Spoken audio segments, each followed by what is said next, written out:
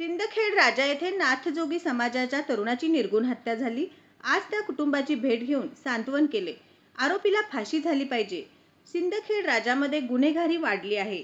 दीपक केदार राष्ट्रीय अध्यक्ष all India panther सेना यांची मागणी।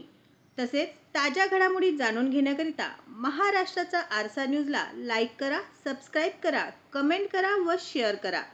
आपल्या हक्काचे एकमेव न्यूज संपादक सोमनाथ खिलारे। तसेच जाहिरातीसाठी व बातम्यांसाठी संपर्क 730 377 1418। सिंदखेड राजामध्ये नाथजोगी समाजाच्या तरुणाचं क्रूरपणे हत्याकांड झालेलं आहे। हे हत्याकांड करणारा मुख्य आरोपी हा सराईत गुन्हेगार आहे, नशाखोरी, आणि यातून हे हत्याकांड झालेलं आहे। अद्याप हे समजत नाही की कोणत्या कारणामुळे चंद्रपाल शिंदे या नाथजोगी समाजाच्या आमच्या तरुणाचं हत्याकांड झालं। क्रूरता एवढी भयंकर होती की शेतामध्ये त्याचा गळा आवळून अनेक वार करून त्याचं हत्याकांड केलं आणि पोत्यात मृतदेह टाकून मोतीबाग तलावाच्या बाजूला फेकण्यात आलं। हे सगळं एक आरोपी करू शकत नाही, तर त्याच्यासोबत अनेक सहकारी असावेत।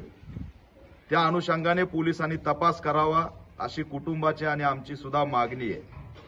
दुर्दैव आहे, राज्य सरकारला आम्ही मागणी करतोय, आव्हान करतोय की सिंदखेड राजा ही माता जिजाऊची जन्मभूमी आहे आणि माता जिजाऊच्या जन्मभूमीत जिजाऊच्या स्मारकापासून 200 मीटर अंतरावरती 3 दारूचे दुकान आहेत आणि संपूर्ण सिंदखेड राजामध्ये जन्मभूमीच्या अस्मितेच्या केंद्रामध्ये जवळपास 15 ते 16 दारूचे दुकान आहेत आणि राज्य सरकारचे शासकीय 3 दुकान आहेत। मी राज्य सरकार गृहमंत्र्याला आव्हान करतो की जिजामाताच्या जन्मभूमीत त्या अस्मितेच्या केंद्रात अशा पद्धतीने दारू असेल, मटका असेल, जुगार असेल, गांजा असेल, या सगळ्या अवैध धंद्यावरती बंदी घातली पाहिजे आणि तरच असणारं ही भूमी एक पावन भूमी आहे आणि तिची गरिमा आणि अस्मिता सरकारने राखली पाहिजे अशी सुद्धा मागणी करतो।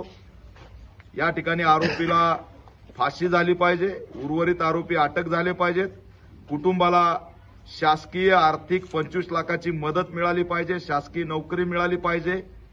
हा समाज भिक्षा मागून जगणारा समाज आहे आणि या समाजाच्या एका तरुणाचं मोठ्या प्रमाणात हत्याकांड झालेलं आहे।